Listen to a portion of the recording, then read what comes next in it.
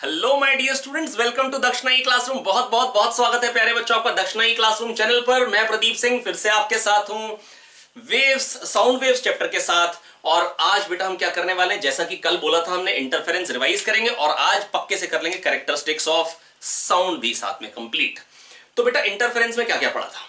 Interference में मैंने पढ़ा था कि कभी कभी क्या होता है कि दो सोर्सेज होते हैं, उनसे साउंड आती तो कहीं पे ज्यादा आवाज आती, कहीं पे कम, कहीं पे ज्यादा, कहीं पे कम, कहीं पे टै, कहीं पे कहीं पे टै, कहीं पे कहीं पे ज्यादा, कहीं पे कम। ठीक है, तो इसको हम बोलते हैं बेटा इंटरफेरेंस रीडिस्ट्रीब्यूशन ऑफ एनर्जी।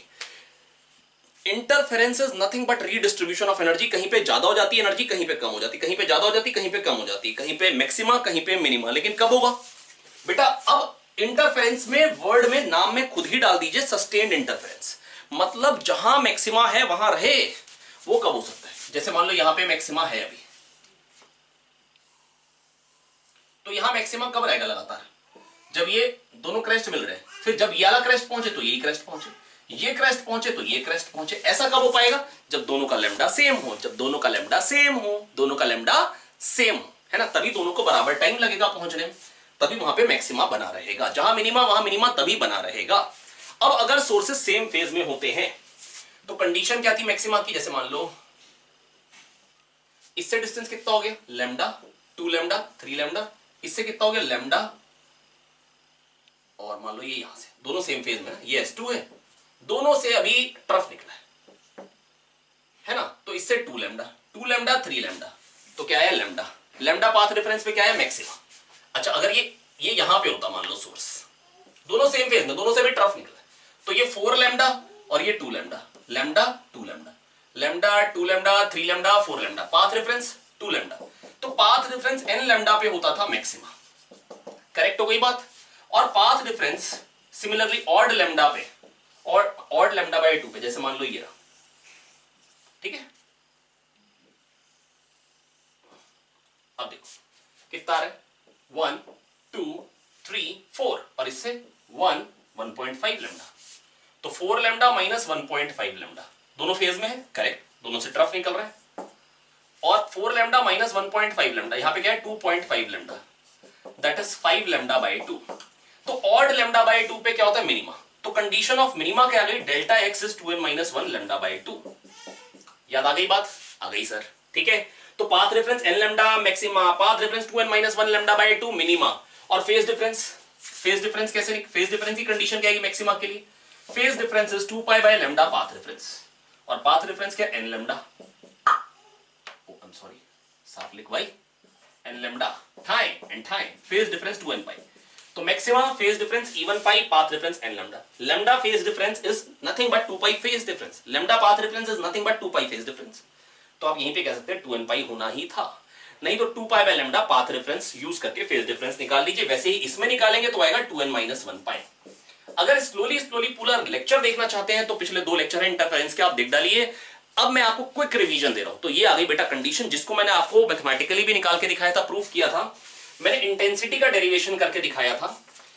मैंने कहा था कि देखो जब एक जगह पे 2 वेव्स पहुंचती हैं। अच्छा बेटा एक बात, इंटरफेरेंस तभी जरूरी नहीं है जब फ्रीक्वेंसी सेम हो, खाली कोहेरेंट होने चाहिए। मान लो जहां पे लगातार मैक्सिमम बन रहा है, कब बनता रहेगा? मान लो ये वेव में लगातार ब्रेक हो जाए, है ना, कोई भी एक वेव में ब्रेक आ जाए, तो बेटा क्या ये है तो सेम वेवलेंथ की, लेकिन जहां पे मैक्सिमा है, अभी तो मैक्सिमा है, लेकिन जब ये पहुंचेगा तो साथ में ये पहुंचेगा, मिनिमा बन जाएगा। तो कभी मिनिमा कभी मैक्सिमा। तो बेटा जहां मैक्सिमा वहां लगातार मैक्सिमा रहे, उसके लिए क्या होनी चाहिए? कोहेरेंट सोर्सेज, लगातार वाले, है ना, मतलब कंटिन्यूअस और डिफरेंशिएबल स्मूथ फंक्शन होना चाहिए। ठीक है, तो बेटा कोहेरेंट होने चाहिए तभी इंटरफेरेंस होगा, और कोहेरेंट नहीं होंगे तो इंटरफेरेंस नहीं होगा। तो खाली सम ऑफ इंटेंसिटी दिखाई देगी, एक की I1 दूसरे की I2, टोटल क्या हो जाएगी? I1 plus I2। एक की I1, एक की I2, एक की I3, 3 है, तो क्या हो जाएगी इंटेंसिटी वहां पे? I1 plus I2 plus I3। ठीक है, आइए अब देखते हैं। अगर एक बेटा देखो, जब एक वेव पल्स एक जगह को क्रॉस करती तो वहां पे एक ऑसिलेशन कंप्लीट होता है। ये और ऊपर जाएगा, फिर ये आएगा तो नीचे आएगा, ये पहुंचेगा तो और नीचे, ये पहुंचेगा तो और नीचे, ये पहुंचेगा तो और नीचे, ये पहुंचेगा तो ऊपर, ये पहुंचेगा तो वापस। तो एक ऑसिलेशन कंप्लीट होता है। जब एक वेव पल्स एक जगह को क्रॉस करती तो वहां पे एक ऑसिलेशन कंप्लीट होता है। करेक्ट हो गई बात? तो एक वेव जब क्रॉस करेगी लगातार, एक वेव ट्रेन, तो लगातार क्या होगा, ऑसिलेशन चलता रहेगा, वहां पे पार्टिकल्स नाचेंगे, वहां पे पार्टिकल्स नाचेंगे, बल्ले बल्ले बल्ले ओ बल्ले बल्ले। नहीं आया, हंस सकते हैं थोड़ी देर, कैमरे से मजाक कर रहे हैं भैया, और कोई है भी नहीं यहाँ पे। चलिए तो बेटा मैं बस आपको ये कहना चाह रहा हूं कि भैया जब एक वेव क्रॉस करती तो एसएचएम होता है। तो मान लो एक जगह पे जहां पे दो वेव्स मिल रही हैं, तो बेसिकली वहां पर क्या हो रहा है, सुपर पोजिशन ऑफ एसएचएम हो रहा है। मान लो एक एसएचएम की इक्वेशन है A1 sin ओमेगा टी और दूसरे की है A2 sin omega T plus five. तो रिजल्टेंट एम्पलीट्यूड क्या आएगा, ये हम सुपर पोजिशन ऑफ एसएचएम में पढ़ चुके हैं, सुपर पोजिशन ऑफ एसएचएम में हम पढ़ चुके हैं। रिजल्टेंट एम्पलीट्यूड क्या था, √A1 square plus A2 square plus 2A1 A2 cos five, √A1 square plus A2 square plus 2A1 A2 cos five. Resultant amplitude आएगा √A1 square plus A2 square plus 2A1 A2 cos five. ठीक है, squaring both the sides, intensity proportional to A square मालूम है। तो I1 एक के कारण intensity थी KA1 स्क्वायर, एक के कारण इंटेंसिटी थी KA2 स्क्वायर। अब रिजल्टेंट इंटेंसिटी क्या हो जाएगी, I equals to KA square, अगर एम्पलीट्यूड A हो गया तो A स्क्वायर क्या आ जाएगा, A1 square plus A2 square plus 2A1 A2 cos five. Correct है, करेक्ट है सर, बिल्कुल सही, शानदार।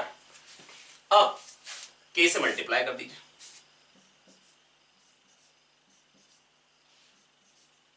तो ये क्या बन जाएगा, I1 plus I2 plus 2 under root KA1 square KA2 square cos five under root I1 I2। तो I is equals to I1 plus I2 plus 2 under root I1 I2 cos five. ठीक है, अब मैक्सिमा कब होगा, जब cos five 1 होगा। Maxima cos five 1, cos five 1 कब होता है, जब फाइव क्या होता है 2n पाई, और फेज डिफरेंस क्या होता है 2 pi by lambda path difference. तो यहां से डेल्टा एक्स क्या है, 2 पाई कट जाएगा, डेल्टा एक्स आ गया n लैम्डा। तो मैक्सिमा की condition path difference n lambda, phase difference 2n पाई, और मिनिमा की कंडीशन cos फाइव क्या होना चाहिए, -1, minimum intensity cos five -1, five क्या होना चाहिए, ऑड पाई। और अब फेज डिफरेंस को कर दीजिए 2 pi by lambda path difference, तो डेल्टा एक्स निकाल लीजिए, पाई गया लैम्डा बाय 2 आ जाएगा, डेल्टा एक्स आ जाएगा 2n-1 lambda by 2। Condition of maxima phase difference 2n pi path difference n lambda, phase difference 2n pi path difference n lambda, और condition of minima phase difference odd pi path difference odd lambda by 2। I hope मैं आपको समझा पाया बच्चों। ठीक है भैया, तो I क्या आया, I1 plus I2 plus 2 under root I1 I2 cos five. तो मैक्सिमम इंटेंसिटी कितनी आएगी बताएं जरा फटाफट से, शाबाश, सोचे जब cos फाइव क्या होगा 1, और वो कितनी हो जाएगी, I1 plus I2 plus 2 under root I1 I2, तो वो क्या बन जाएगा, under root I1 plus under root I2 का whole square, under root I1 plus under root I2 का होल स्क्वायर। तो I max under root I1 plus under root I2 का whole square, और I min क्या हो जाएगी, under root I1 minus under root I2 का whole square, क्योंकि cos five -1 ले लेंगे, ये minimum intensity. I max by I min पे कई बार क्वेश्चन आते हैं, है ना। तो ये बेसिकली बेटा था इंटरफेरेंस जो मैंने आपको सिखाया था, है ना। अगर मैंने आपको बताया था अगर कोहेरेंट होते हैं सोर्सेस तो ही बेटा इंटरफेरेंस होता है, जहां मैक्सिमा है वहां मैक्सिमा रहेगा, और नॉन कोहेरेंट है तो बेटा ये cos फाइव की एवरेज क्या हो जाएगी 0, हमको वहां पे सम ऑफ इंटेंसिटी सुनाई देगा, हमको वहां पे क्या सुनाई देगा, सम ऑफ इंटेंसिटी, कोई एनर्जी का रिडिस्ट्रीब्यूशन नहीं होगा। हमारा कान में बेटा अगर बड़ी तेजी से वेरिएशन हो रहा तो कांस्टेंट सुनाई देता है, फिर है ना। गाड़ी में डग डग डग डग डग डग डग डग तब तक सुनाई देती है जब तक स्पीड कम होती है, जब डग डग के बीच की दूरी ज्यादा होती है, जब स्पीड बढ़ जाती तो कंटिन्यूअस साउंड आती है। तो कैसी साउंड आती, कंटिन्यूअस, तो डग डग सुनाई नहीं देती। This is known as persistence of hearing which is 0.1 second. 0.1 second से पहले अगर कोई और साउंड आ जाए तो कंटिन्यूअस सुनाई देती है। ठीक है, ये सब बेटा मैंने आपको सिखाया था इंटरफेरेंस में का, लगभग यही पूरी की पूरी जिस्ट है। जब पाथ डिफरेंस n लैम्डा तो फेज डिफरेंस 2n पाई, तो उसको बोलते हैं मैक्सिमा। जब path difference 2n-1 lambda by 2, phase difference 2n-1 पाई, तो मिनिमा। मैक्सिमम इंटेंसिटी ये होती है, मिनिमम इंटेंसिटी ये होती है। ठीक है, तो ये हम कर चुके थे। ठीक है। अब बेटा कभी कभी क्वेश्चन आ जाते हैं, लेट से हमको कह देंगे कि आई मैक्स बाय आई मिन, क्वेश्चन कह देंगे ratio of maximum intensity to minimum intensity is 4, what is the ratio of intensity of the interfering waves. Question लिख लेंगे, ratio of maximum to minimum intensity is 4:1, what is the ratio of intensity of interfering waves, what is the ratio of intensities of interfering waves, ठीक है, that is I1 by I2। तो ये आ गया I max by I min, वो क्या हो जाएगा under root I1 plus under root I2 का होल स्क्वायर I max, और I min क्या हो जाएगा under root I1 minus under root I2 का होल स्क्वायर, है ना, इज इक्वल टू 4। तो बेटा अगर ये स्क्वायर हटाएंगे यहां से तो यहां क्या आ जाएगा plus minus root 4, that is plus minus 2, ठीक है। तो पहले 2 के लिए सॉल्व कर लीजिए, under root I1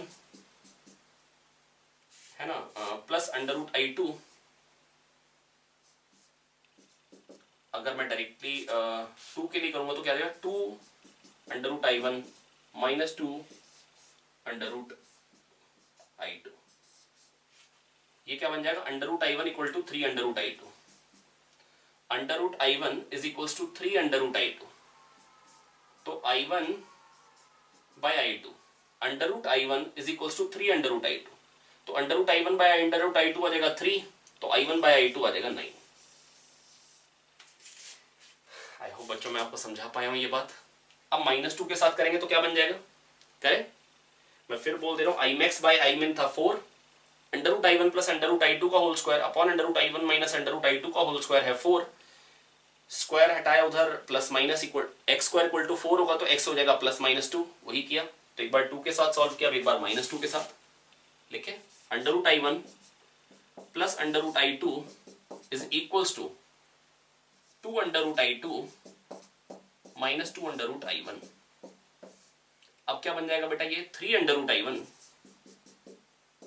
is equals to under root I2, तो यहां से अंडर रूट, तो यहां से I1 बाय I2 क्या आ जाएगा प्यारे बच्चों 1/9, I1 बाय I2 यहां से क्या आ जाएगा 1/9। तो बेटा मैं आपको बस ये कहना चाह रहा हूं, मतलब या तो 9:1 हो या 1:9 हो, कुछ भी हो, तो बेटा मैक्स टू मिन यही निकल के आएगा। कैसे आप देख सकते हैं बेटा, under root 1 plus under root 3 का होल स्क्वायर अगर करेंगे,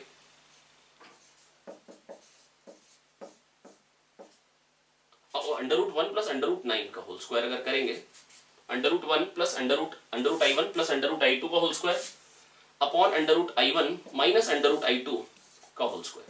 अब सोच के देखिए 9 इधर लिख दूं और 1 इधर लिख दूं, या 9 इधर लिख दूं 1 इधर लिख दूं, कोई फर्क नहीं पड़ता क्योंकि स्क्वायर, नेगेटिव का स्क्वायर भी पॉजिटिव।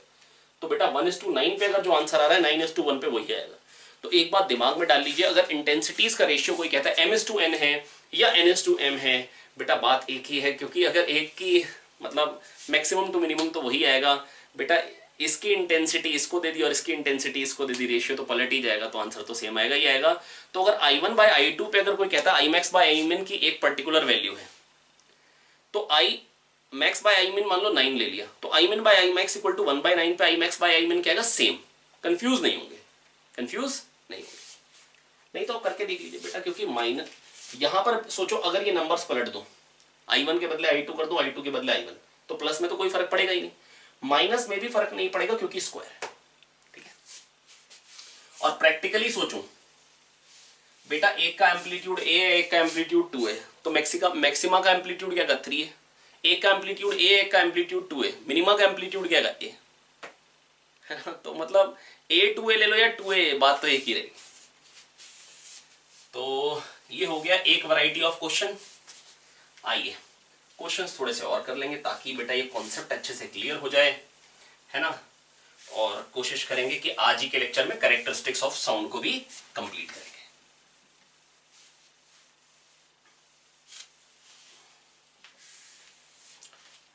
अगला क्वेश्चन बेटा, क्वेश्चन आप साथ में नोट करते रहेंगे, है ना, मैं प्रोजेक्ट नहीं कर पाऊंगा क्वेश्चन, है ना, आप क्वेश्चन नोट कर लेंगे।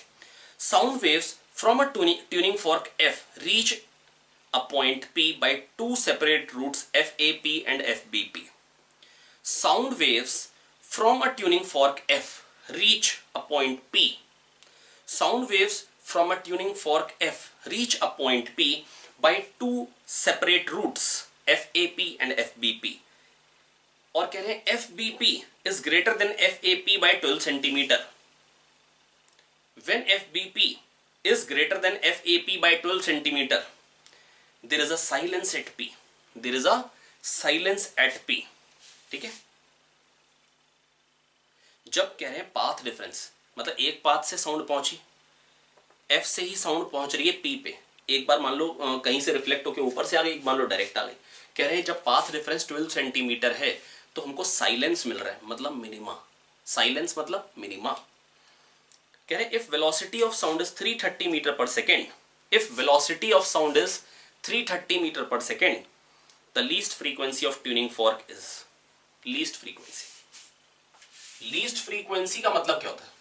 फ्रीक्वेंसी आपको बताएं लीस्ट क्या हो सकती है, मैं बेटा बता। पाथ डिफरेंस जब 12 सेंटीमीटर है तो मिनिमा है। लीस्ट फ्रीक्वेंसी का मतलब पता है क्या होता है?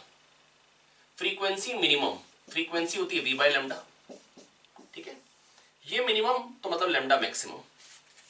अब बेटा अगर इस पाथ डिफरेंस में मेरे को चाहिए मिनिमम, तो मैं इसको लैम्डा बाय 2 भी ले सकता हूं, 3 लैम्डा बाय 2 भी ले सकता हूं, 5 लैम्डा बाय 2 भी ले सकता हूं, ऑड लैम्डा बाय 2 भी ले सकता हूं।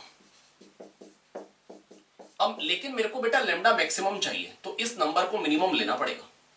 नहीं है, बता दो, 24/2n-1। अब सोचिए ये 1 हो तब लैम्डा ज्यादा आएगा या 3 हो तब ज्यादा आएगा? 1 पे ज्यादा आएगा ना, जितना डिनोमिनेटर बढ़ता है उतनी वैल्यू कम होती है। तो लैम्डा मैक्स क्या आ गया? 24 सेंटीमीटर या 0.24 मीटर्स। अब फ्रीक्वेंसी क्या हो जाएगी? v by lambda. v दे रखा है क्वेश्चन में 330 बाय लैम्डा, लैम्डा क्या हो गया? 0.24। उड़ाइए, 0 0 लगाइए, है ना, ये क्या बन जाएगा? 8 3 या 3, पहले 3 से कर लीजिए जैसा आप मन करें। 8 4 32, पहले 3 से कर लीजिए। 3 8 और ये क्या आ जाएगा? 11,000।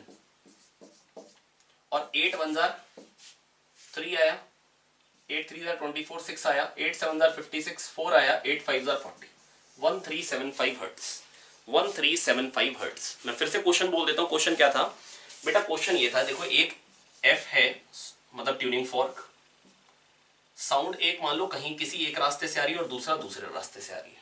कह रहे पाथ डिफरेंस जब 12 सेंटीमीटर है तो मेरे को मिल रहा है मिनिमा, साइलेंस। क्या मिल रहा है? साइलेंस। तो बेटा मेरे को ये बताना है कि मिनिमम फ्रीक्वेंसी क्या होगी। मिनिमम फ्रीक्वेंसी का मतलब होगा maximum wavelength, F = v by lambda. Lambda maximum तो F मिनिमम। मिनिमम फ्रीक्वेंसी बतानी, लैम्डा मैक्सिमम बताना है। तो बेटा ये जब पाथ डिफरेंस 12 सेंटीमीटर है, इसको ऑड लैम्डा बाय 2 करेंगे, वहां से लैम्डा की वैल्यू आ गई, तो लैम्डा की मैक्सिमम वैल्यू क्या हो गई? 24। हाँ डेफिनेटली अगर 8 होगा तो भी मिनिमा होगा बेटा, अगर ये 3 लैम्डा बाय 2 का तो भी मिनिमा होगा, अगर ये 5 लैम्डा बाय 2 का पाथ डिफरेंस तो भी मिनिमा। पर बेटा मेरे को अगर ये लैम्डा मैक्सिमम चाहिए तो ये नंबर मेरे को क्या चाहिए? वो मिनिमम, क्योंकि प्रोडक्ट कांस्टेंट है, तो ये मिनिमम होगा तो ही ये मैक्सिमम होगा। तो ये 1 लेंगे, तो यहां से लैम्डा क्या आ गया? 24। यहां से लैम्डा क्या आ गया? 24 मैक्सिमम। लैम्डा 24 आ गया तो वहां से फ्रीक्वेंसी निकाल ली। आई होप मैं आपको समझा पाया हूं। चलिए बढ़ेंगे आगे।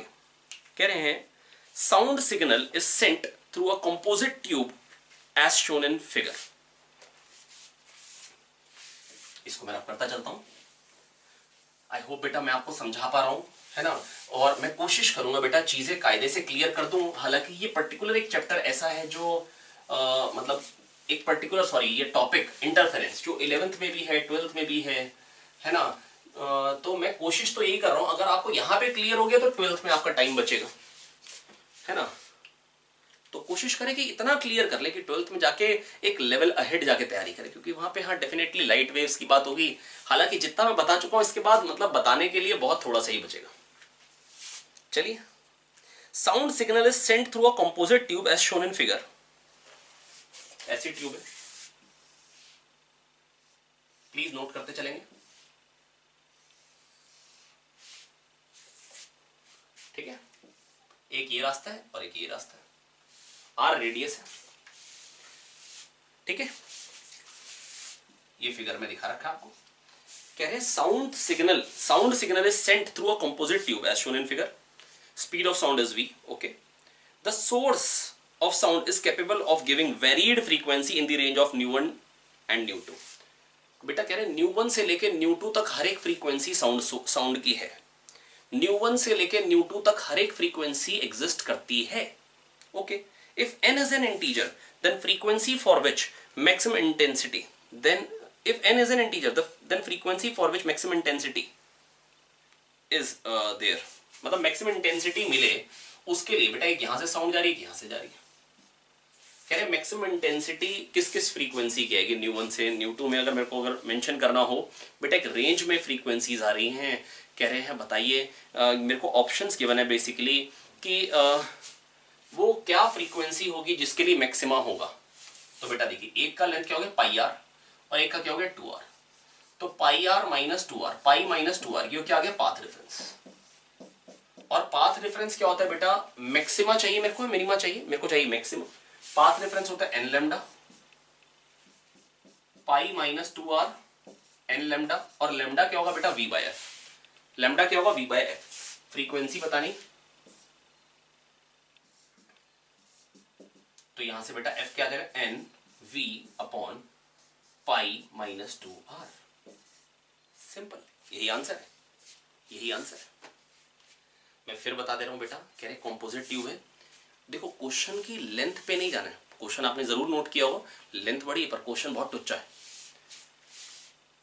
मैं आपको वैसे वेव्स के लिए ना एक बात बिल्कुल श्योरिटी से बता रहा हूँ कि जितना मैं बता रहा हूँ केवल और केवल आप इतना तैयार कर लें, जितने क्वेश्चन मैंने केवल और केवल आपको वीडियो में करा रखे हैं, केवल अगर आप इतने तैयार कर लेंगे आप जेई का बड़ा आराम से क्वेश्चन निकाल डालेंगे। हाँ डेफिनेटली जो मैंने शीट के सोल्यूशन डाले अगर वो आप एक बार देख ही लेंगे ना, एक बार से तो काम नहीं बनेगा डेफिनेटली। हाँ मतलब नंबर ऑफ टाइम्स देखना पड़ेगा या रिवाइज तो करना पड़ेगा, क्योंकि नहीं रिवाइज करेंगे तो भूल जाएंगे, पर ये बिल्कुल मोर देन सफिशिएंट है हर एक क्वेश्चन करने के लिए। वेव्स एक स्कोरिंग टॉपिक है, बच्चों को डर जरूर लगता है वेव से, लेकिन ये बहुत स्कोरिंग है, बहुत इजी टॉपिक है, क्वेश्चंस बिल्कुल सिंपल आते हैं।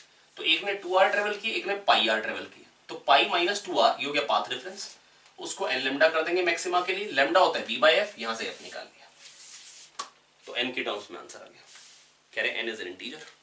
ओके हो गया, आई होप बच्चों मैं आपको समझा पाया हूं।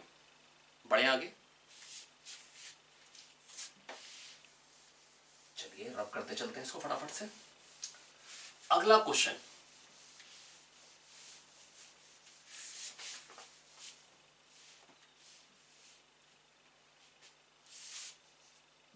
बी ए, कह रहे हैं इस पे डिटेक्टर मूव कर रहे हैं, है ना, इनफाइनाइट तक। The number of points on the x-axis excluding the points x equal to 0 and x equal to infinite at which maximum will be observed. Maximum intensity कहां कहां पे आएगी, ये लगातार मूव कर रहे हैं, मैक्सिमम इंटेंसिटी कहां कहां पे आएगी। बेटा मेरी बात यहां पर नहीं देखनी है, ये x इक्वल टू 0 है, ना ही x इक्वल टू इनफाइनाइट पे देखना है। मैक्सिमम इंटेंसिटी बेटा इन्फिनिटी पे, बेटा देखो ये दो पॉइंट है, ये इन्फिनिटी। अगर ये इनफाइनाइट हो गया तो ये एंगल बेटा क्या हो गया, नेग्लिजिबल हो गया। और जब बहुत छोटा एंगल होता है तो बेटा बेस और हाइपोटेन्यूज बराबर होते हैं, क्योंकि cos थीटा 1 होता है। बेटा मैं कई बार बता चुका हूं, जब बहुत छोटा एंगल होता है ना बेटा, परपेंडिकुलर ड्रॉ करिए, ये बेस है वो भी रेडियस है, हाइपोटेन्यूज है वो भी रेडियस है, तो बेस और हाइपोटेन्यूज बराबर होते हैं जब एंगल बहुत छोटा होता है, तो ये और ये बराबर हो जाएंगे, है ना। तो बेटा बस मैं आपको ये कहना चाह रहा हूं कि यहां पर ये ज्यादा है और ये कम है, ठीक है, लेकिन इन्फिनिटी पे दोनों बराबर है। तो यहाँ पे पाथ रेफरेंस 0 है, यहाँ पे मैक्सिमा आना था, पर कह रहे हैं उसको कंसिडर ही नहीं करना। तो बेटा जैसे जैसे पास आएंगे यहाँ पे तो 4 लैम्डा आ जाएगा, आप समझ सकते हैं, क्योंकि एक का 0 है डिस्टेंस और एक का 4 लैम्डा है, तो यहाँ पे 4 लैम्डा आ जाएगा, कहीं पे 3 लैम्डा हुआ होगा, फिर कहीं पे 2 लैम्डा हुआ होगा घट के पाथ रेफरेंस। क्यों, क्योंकि आप समझ रहे ना, दिस माइनस दिस, मतलब ये कम होता जा रहा है ना। यहाँ पर बेटा क्या था 4 लैम्डा, इस जगह पे पाथ रेफरेंस क्या आएगा 4 लैम्डा, यहाँ पे भी मैक्सिमा आना था, फिर जैसे जैसे दूर जा रहा है इन्फिनिटी पे बेटा हो जा रहा है 0, तो इसका मतलब 3 लैम्डा हुआ होगा, 2 लैम्डा हुआ होगा और लैम्डा हुआ होगा। तो कितनी बार मैक्सिमा मिला मेरे को, 3 बार। कह रहे कितने मैक्सिमा मिलेंगे इस लाइन पे excluding the 2 points 0 and infinite, मतलब इन्फिनिटी को भी नहीं कंसिडर करना है और 0 को भी नहीं कंसिडर करना है, ठीक है। बेटा मैं फिर से बता दे रहा हूं, मेरे को क्वेश्चन कह रहे थे ये पॉइंट ए है, ये पॉइंट बी है, डिटेक्टर ए बी से परपेंडिकुलर लाइन पे मूव कर रहा है, उसको कितने मैक्सिमास मिलेंगे इस तरफ 0 से इनफाइनाइट के बीच में। तो बेटा यहाँ पे पाथ रेफरेंस क्या आएगा, इससे 4 लैम्डा है डिस्टेंस और इससे 0 है, तो पाथ डिफरेंस यहाँ पे 4 लैम्डा आएगा, यहाँ मैक्सिमा आना था पर वो कंसिडर करना नहीं है। जैसे जैसे दूर जाएंगे दिस माइनस दिस करेंगे, आप समझिए ध्यान से, यहाँ से सर्कल ले लीजिए, आपको दिख रहा होगा ये चीज जो आ रही है इससे कम आ रही है। अब और दूर चले जाइए यहाँ पे, यहाँ से आप फिर से सर्कल बनाइए, बड़े रेडियस का सर्कल बनेगा। अब ये जो डिफरेंस आएगा, क्योंकि दिस माइनस दिस ये पाथ डिफरेंस हुआ, एक यहां से सोर्स से साउंड आ रही है, एक यहाँ सोर्स से आ रही है, दिस माइनस दिस करेंगे और ये चीज मान लो ये पी है, पीबी और पीबी डैश तो बराबर है, तो पीए माइनस पीबी डैश तो भी हो गया, ये कम हो गया, पहले ज्यादा था फिर कम। तो जैसे जैसे दूर जाएंगे पाथ डिफरेंस कम होगा, इन्फिनिटी पे 0 हो रहा है, पता लग रहा है। तो बेटा मैं बस आपको ये कहना चाह रहा हूं, अगर नहीं क्लियर हो रहा, मैं फिगर एक और बार क्लियर बनाने की कोशिश करता हूं।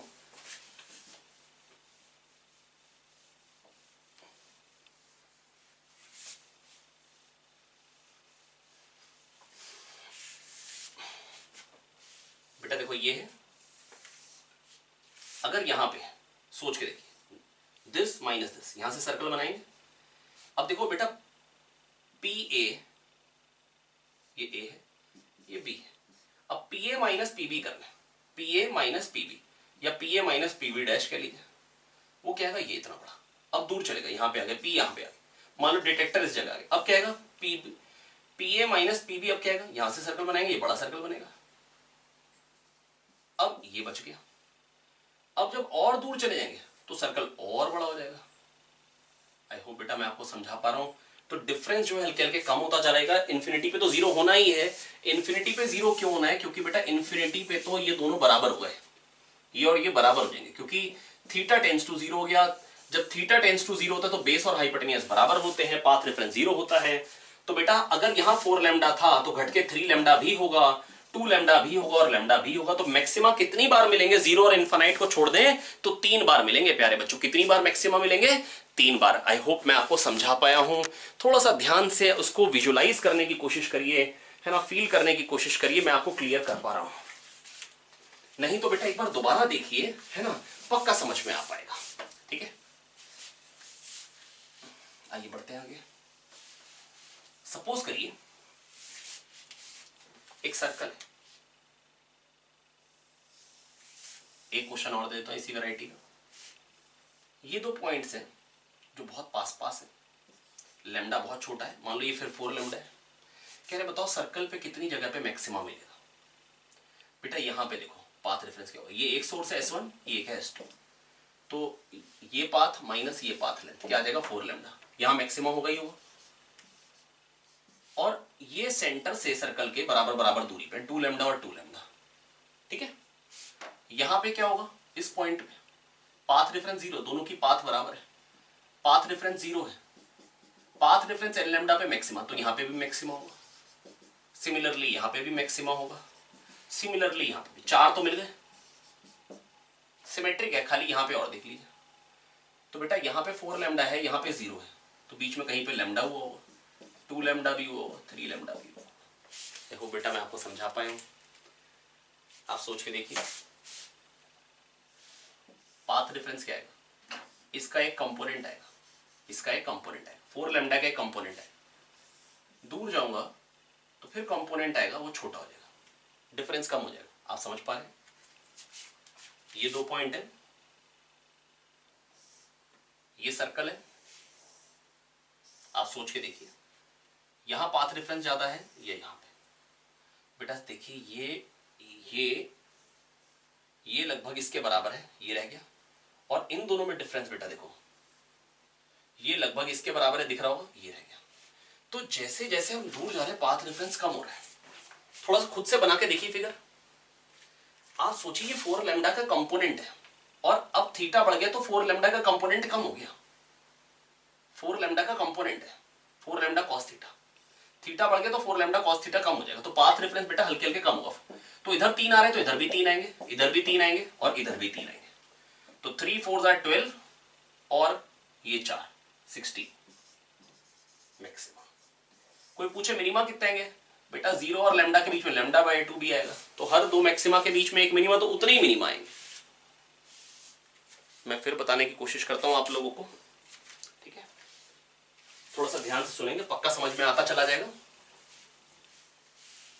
यही वाला क्वेश्चन एक बार फिर बता रहा हूं ताकि चीज अच्छे से क्लियर हो जाए आप लोगों को।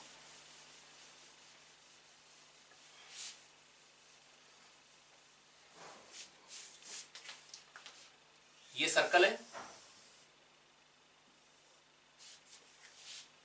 ये 4 लैम्डा है जो कि छोटा है।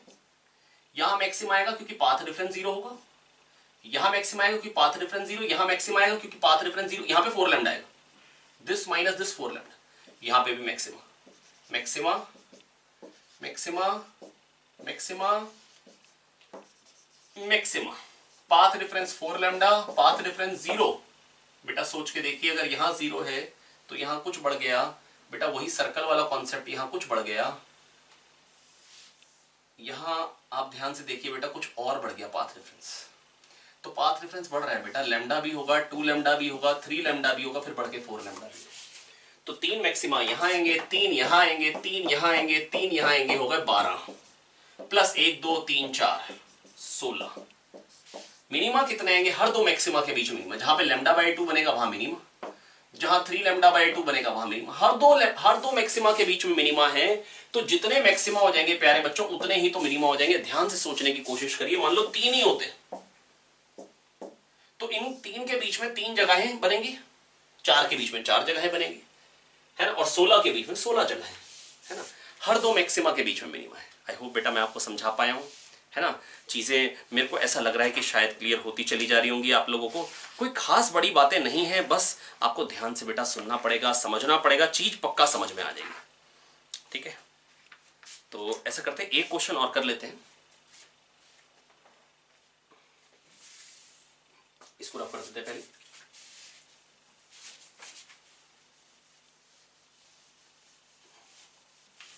चलिए नोट करिए एक और क्वेश्चन।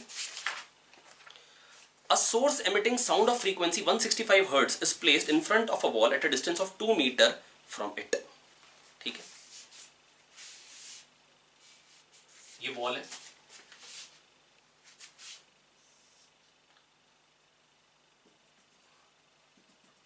ये चीज 2 मीटर है,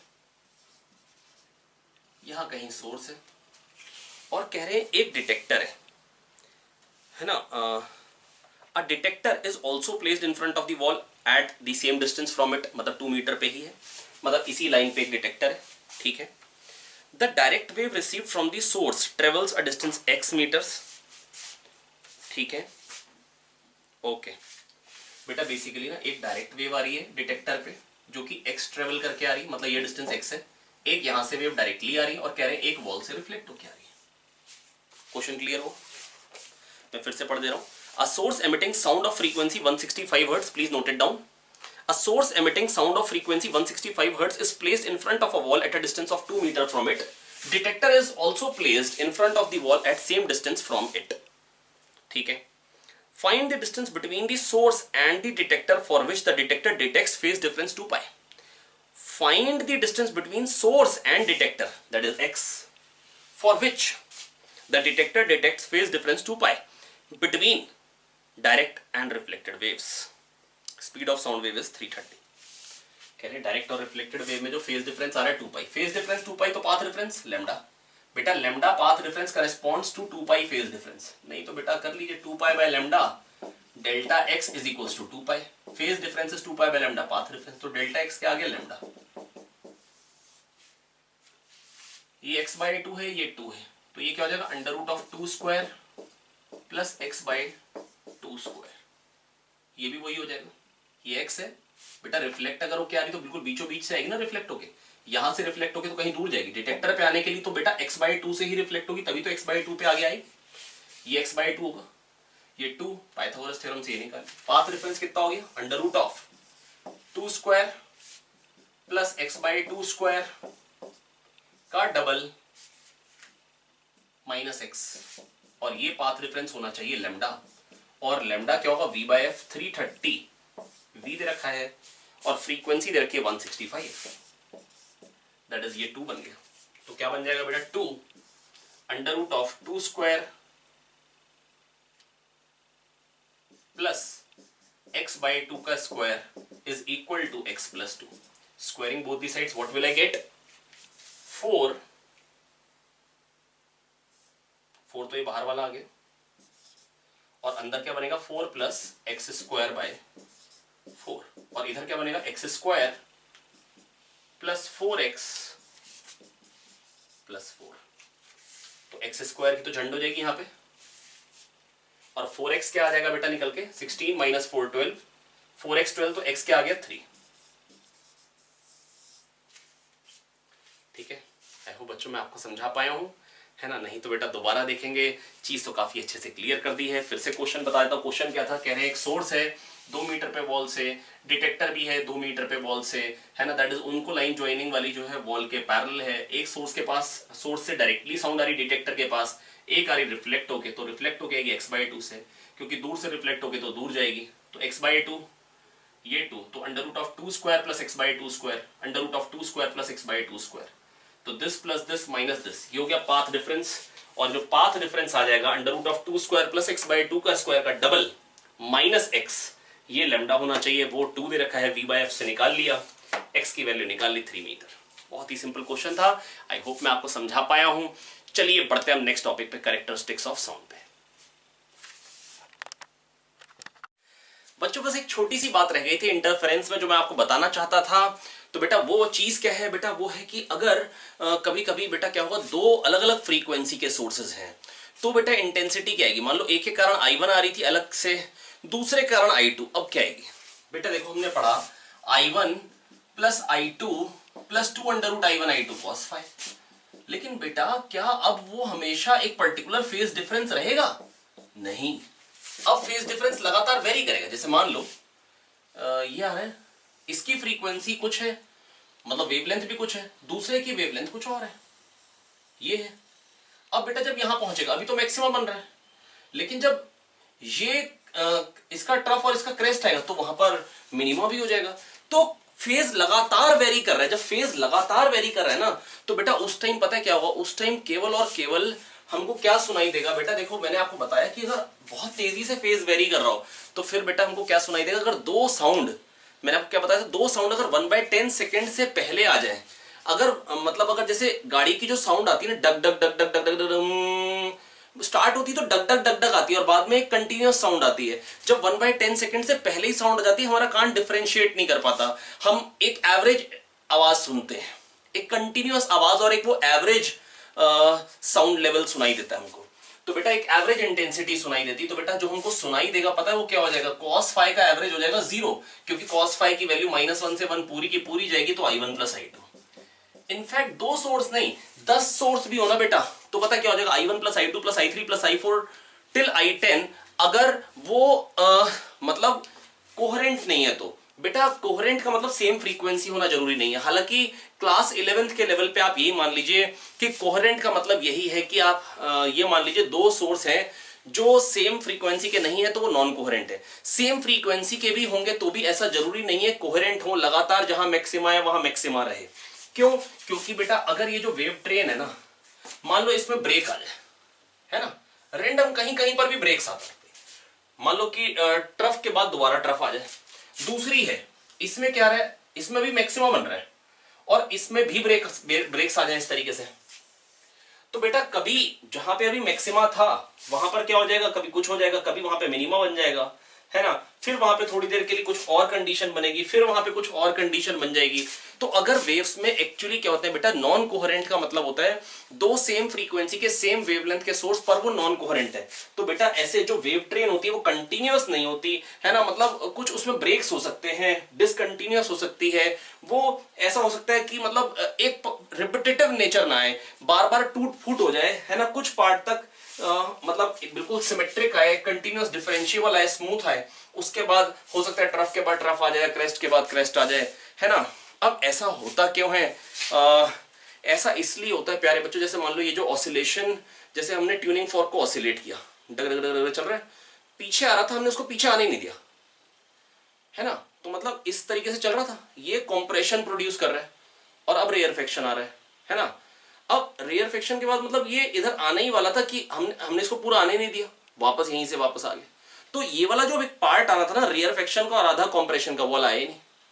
तो क्या हो जाएगा इस टाइम, क्या होगा, रेयरफेक्शन आया था, है ना, और अचानक से फिर कॉम्प्रेशन में कन्वर्ट हो गया। रेयरफेक्शन आया था लेकिन वो अचानक से किस में कन्वर्ट हो जाएगा, कंप्रेशन में। तो बेटा जो वेव ट्रेन होगी ना वो टूट जाएगी, ऐसे हो जाएगी, तो मतलब ब्रेक्स आ जाएंगे, है ना।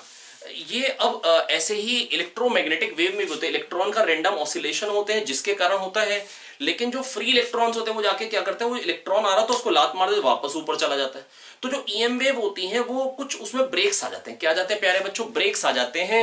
अभी मैं आपको केवल इतना ही बता पाऊंगा। तो जहां पर मैक्सिमा है वहां जरूरी नहीं लगातार मैक्सिमा रहे, जहां मिनिमा है वहां लगातार जरूरी नहीं है मिनिमा रहे। और हमको क्या दिखाई देता है फिर, एवरेज इंटेंसिटी दिखाई देती है।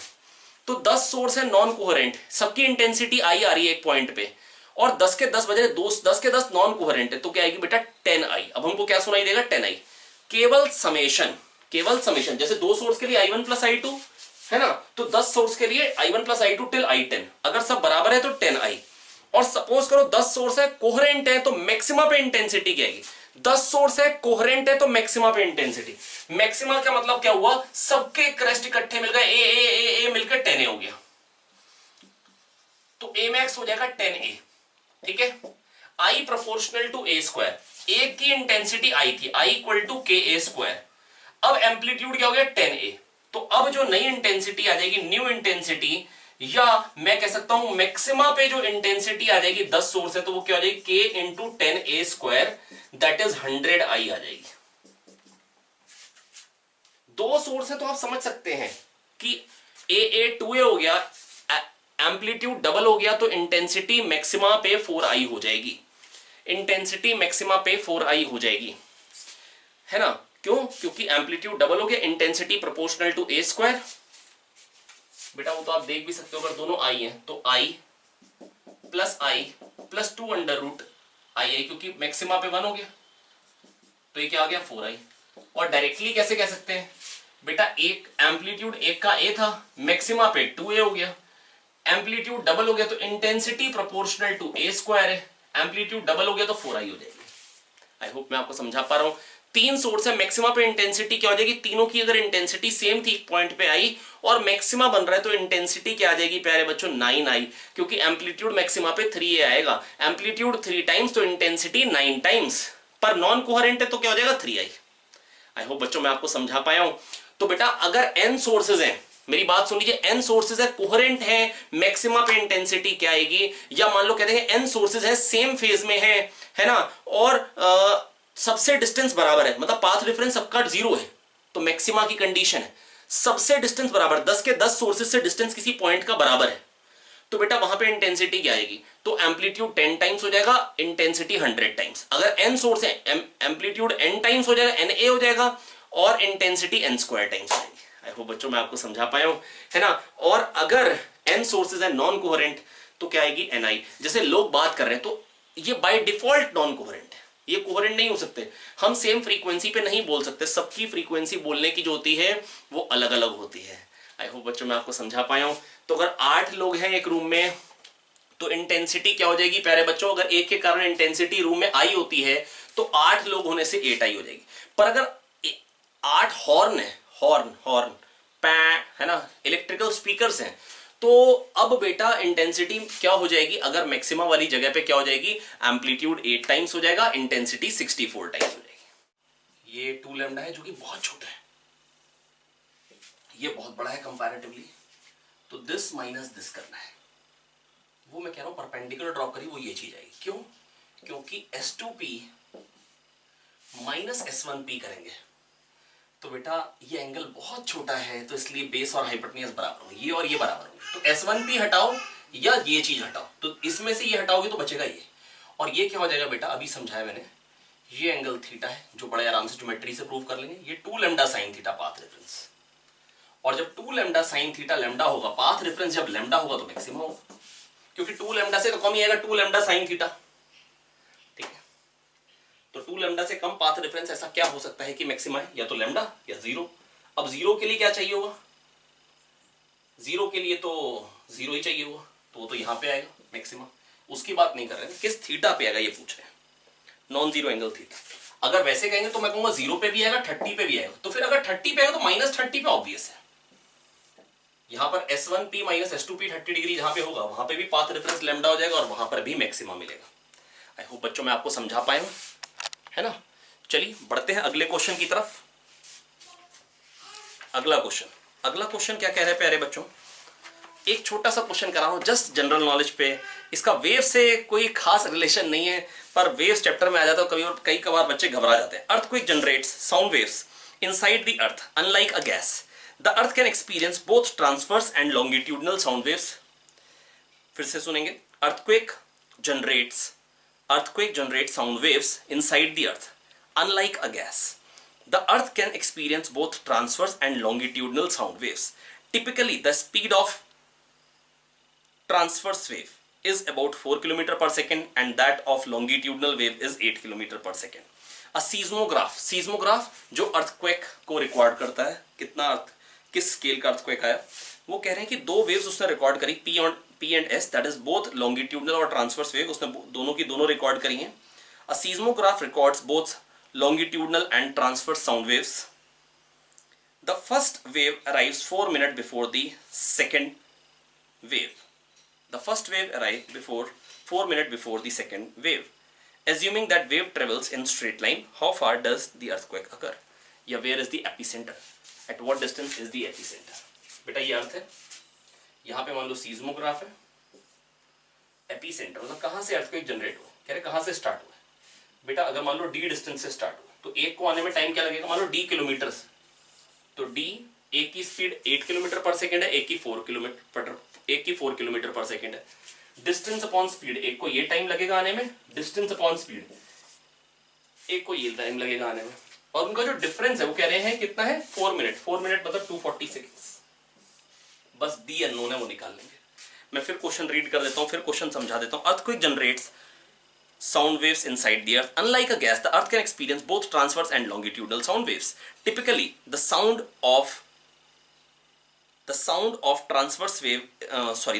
of transverse wave is about 4 km per second and that of longitudinal wave is 8 km per second. A seismograph records both longitudinal and transverse sound wave from an earthquake. The first wave arrives 4 minutes before the second wave. Assume that wave travel in straight line. How far does the earthquake occur? I hope आप लोगों ने question लिख लिया हो। बेटा basically दो wave सारी, एक तेज चलती है एक हल्के चलती है, तो जो तेज चलती है पहले पहुंचेगी, जो हल्के चलती है बाद में पहुंचेगी, जिसकी स्पीड कम है वो बाद में पहुंचेगी। तो डिस्टेंस अपॉन स्पीड एक का टाइम, डिस्टेंस अपॉन स्पीड दूसरे का time, difference is 4 minute, that is 240 seconds. D निकालना, d/4 minus d/8 will be d/8 is equal to 240। यहां से डी निकाल लीजिए, किलोमीटर्स में कितना आ गया, d is equals to 0, 8 4 32, 2 3 8 2 16 3 90, 1920 kilometres. तो 1920 किलोमीटर्स पे है अर्थक्वेक का एपिसेंटर, जहां से अर्थक्वेक स्टार्ट हुआ। अगला क्वेश्चन करते हैं, एक लास्ट क्वेश्चन करेंगे इंटरफेरेंस पे। ये थोड़ा सा लेवल हाई वाला क्वेश्चन है ना, पर मेरे को लगता है कि मैं आपको समझाने में कामयाब हो रहा हूं, है ना। ये काफ़ी मुश्किल नहीं है, बड़ा आसान सा क्वेश्चन है, ध्यान से सुनेंगे पक्का समझ पाएंगे, बड़े आराम से कर पाएंगे। लेकिन हाँ डेफिनेट है कि अगर ये क्वेश्चन कर लिया, जितना मैंने अब आपको पढ़ा दिया है इंटरफेरेंस में, इससे मतलब ये बिल्कुल पक्का है कि आप हर वैरायटी का क्वेश्चन हिट कर पाएंगे। डेफिनेट है कि इंटरफेरेंस में अगर आप ये कहेंगे कि फंस सकते हैं, हर एक टॉपिक के क्वेश्चन आप बड़े आराम से कर लेंगे, पर इंटरफेरेंस के क्वेश्चन में फंसाया जा सकता है। रीजन क्योंकि ये मैं कंप्लीट कर ही नहीं रहा हूं ये टॉपिक, क्योंकि इंटरफेरेंस तो बेटा कंटिन्यूड रहेगा क्लास 12 में, ठीक है। तो मैं इंटरफेरेंस में आपको ये नहीं कह सकता आप हर एक वैरायटी का क्वेश्चन कर लेंगे। हाँ 11th की बुक से अगर उठाएंगे तो हर एक वैरायटी का क्वेश्चन हो जाएगा। Next, 2 coherent sources are placed. Coherent क्या होते हैं, सेम फ्रीक्वेंसी सेम वेवलेंथ और राइमिंग में रहेंगे, है ना। मतलब ऐसा नहीं होगा कि ब्रेक आ रहे हैं, ब्रेक्स नहीं आएंगे। अगर एक में ब्रेक आएगा तो दूसरे में भी आएगा फिर, है ना। कोहेरेंट का मतलब ये हुआ, समझा चुका था। 2 coherent sources are placed at the corners of a rectangular track of sides 3 meter and 4 meter. The source S1 lags S2 by pi. इसका मतलब क्या हुआ, S1 पाई से लैग कर रहा है, S2 लीड कर रहा है पाई से। इसका मतलब पाई फेज डिफरेंस का मतलब क्या होता है, जब एक नीचे को जा रहा हो तो दूसरा ऊपर को, पीछे चल रहा है, एक आगे चल रहा है एक पीछे चल रहा है, उसको फॉलो कर रहा है। आप मेरी बात समझ पा रहे हैं, है ना। ये आगे चल रहा है ये पीछे चल रहा है, और कितना पीछे चल रहा है, पाई से। ठीक है, चलिए अब कह रहे S1 lags S2 by phase angle pi. बेटा इसको मैं आपको समझा देता हूं, पहले एक बार और जैसे मान लो कि अगर जैसे अभी जो क्वेश्चन कराया था उसी का एग्जांपल है, तो मान लो ये S1 है ये S2 है, दोनों सेम फेज में, सपोज कर लो दोनों सेम फेज में, ठीक है, मैं एज्यूम कर रहा हूं दोनों सेम फेज में, पर जब इनका ऑसिलेशन पहुंचेगा ऊपर और नीचे तो कौन लीड कर रहा होगा? बेटा देखो दोनों भी सेम फेज में, जो चीज जहां हो रही होगी वही चीज यहां होगी बस थोड़ी देर बाद, वही चीज यहां होगी थोड़ी देर बाद, पर जो चीज यहां हो रही उसको यहां होने में टाइम ज्यादा लगेगा क्योंकि डिस्टेंस ज्यादा है। तो कौन लीड करेगा? किसका ऑसिलेशन लीड करेगा? S1 से जो ऑसिलेशन आएगा वो लीड करेगा या S2 से जो ऑसिलेशन आएगा वो लीड करेगा? डेफिनेट है कि जो S1 से ऑसिलेशन आएगा वो लीड करेगा क्योंकि वो पास है। जो चीज यहां हो रही है वो चीज यहां जल्दी होगी, जो चीज यहां हो रही है उसको यहां होने में समय ज्यादा लगेगा। आई होप बच्चों मैं आपको समझा पाया, ठीक है। तो अगर अब कह रहे हैं S1 lags S2 by pi, S1 जो है वो लैग कर रहा है, तो इस कंडीशन मेरे को बोलना चाहिए, अभी मैं थोड़ा सा सिचुएशन अलग दिखा रहा हूं, S1 से जो ऑसिलेशन आ रहा है वो लैग करेगा P पॉइंट में, हालांकि वो ये कह रहे हैं S1 से जो ऑसिलेशन स्टार्ट हो रहा है वही लैग कर रहा है पाई से, वही पाई से लैग कर रहा है, वो अपोजिट फेज में। आप समझ रहे?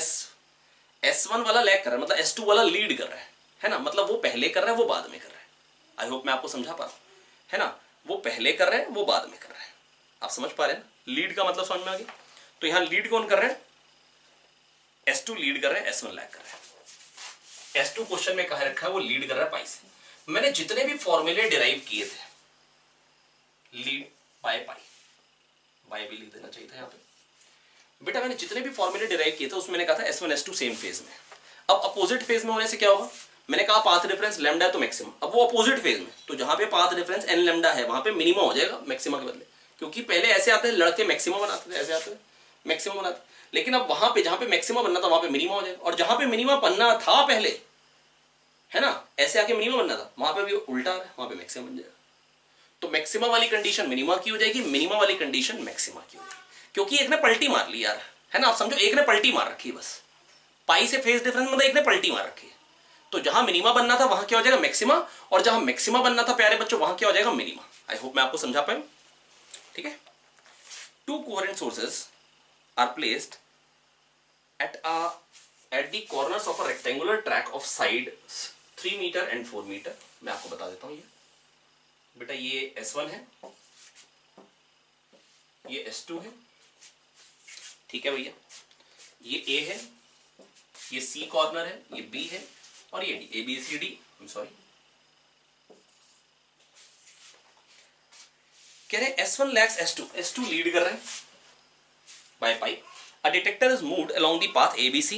The position of detector where the phase difference between the sound sources from S1 S2 is 0.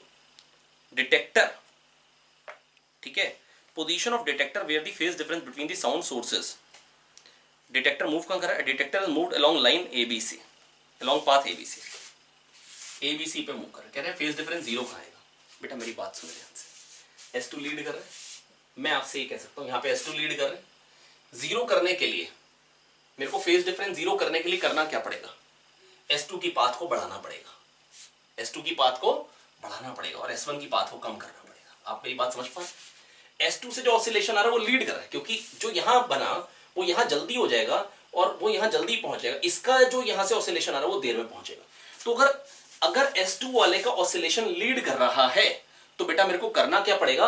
S2 की पाथ को बढ़ाना पड़ेगा, S2 की पाथ को बढ़ाना पड़ेगा। अच्छा, पाई फेज डिफरेंस का मतलब पाथ डिफरेंस कितना हो जाएगा बेटा? 2 पाई होता है, 2 पाई फेज डिफरेंस होता है, लैम्डा पाथ डिफरेंस। बेटा मैं आपको याद दिलाता हूं, y = a sin kx, ये इक्वेशन थी, यहीं से डिराइव किया था। इसको देख के ही तो समझ में आया था, पहली बार 0 होगा जब पाई बनेगा, दूसरी बार 0 होगा जब 2 पाई, और दूसरी बार कब हो रहा है? लैम्डा पे 0, तो k लैम्डा 2 पाई, तो लैम्डा में 2 पाई का फेज डिफरेंस आ रहा है, तो पाई का किस में आएगा? लैम्डा बाय 2 में। पाई का किस में आएगा? लैम्डा बाय 2 में। इसका मतलब S2 लीड कर रहा है, मतलब S2 की पाथ लेंथ कम है, मतलब S2 की पाथ लेंथ को बढ़ाना पड़ेगा। और अगर पाई से लीड कर रहा है मतलब पाथ डिफरेंस कितना हो गया? पाथ में डिफरेंस कितना हो गया? पाई के करस्पॉन्डिंग लैम्डा बाय 2 हो गया। और लैम्डा कैसे निकालेंगे? V क्वेश्चन में दे रखा है 330 और फ्रीक्वेंसी दे रखी है मेरे को 330 मीटर पर सेकंड और फ्रीक्वेंसी दे रखी है 165। V = f लैम्डा से अगर आप निकालेंगे लैम्डा, V/f से अगर आप निकालेंगे लैम्डा, तो वो आ जाएगा 2 मीटर्स। इसका मतलब लैम्डा बाई 2 का पाथ डिफरेंस है, 1 लेंथ का पाथ डिफरेंस, और 1 से इसकी पाथ ज्यादा करनी पड़ेगी। ये 4 दे रखा है क्वेश्चन में, ये 3। अब 1 से ज्यादा कहां हो रही है? बी पे नहीं है। बेटा मैं कोशिश कर रहा हूं समझाने की, जितना मैक्सिमम मेरे से बन पड़ रहा है मैं कोशिश कर रहा हूं आपको समझाने की। थोड़ा सा ध्यान से सुनेंगे, मैं शायद आपको समझा पाऊं।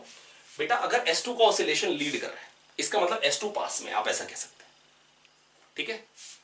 S1 का ऑसिलेशन जो है वो लैग कर रहा है, मतलब S1 दूर है। वही जो चीज यहां हो रही है वही चीज यहां हो रही है, पर इसका ऑसिलेशन जल्दी पहुंच जाएगा, इसकी वही चीज देर में पहुंचेगी। तो मैं कहूंगा S1 का ऑसिलेशन लैग कर रहा है, S2 का लीड कर रहा है, मतलब S2 का डिस्टेंस कम है। तो फेज डिफरेंस जीरो करने के लिए S2 का बढ़ाना पड़ेगा पाथ, और S1 का कम करना पड़ेगा, ताकि दोनों का ऑसिलेशन बराबर टाइम पे पहुंचे, ताकि दोनों फेज में आ जाए, है ना। तो मेरे को यहां क्या करना था? S2 की पाथ को बढ़ाना था। यहां पर भी मेरे को S2 की पाथ को बढ़ाना पड़ेगा, पर कितना बढ़ाना पड़ेगा? बेटा फेज डिफरेंस है कितना? पाई।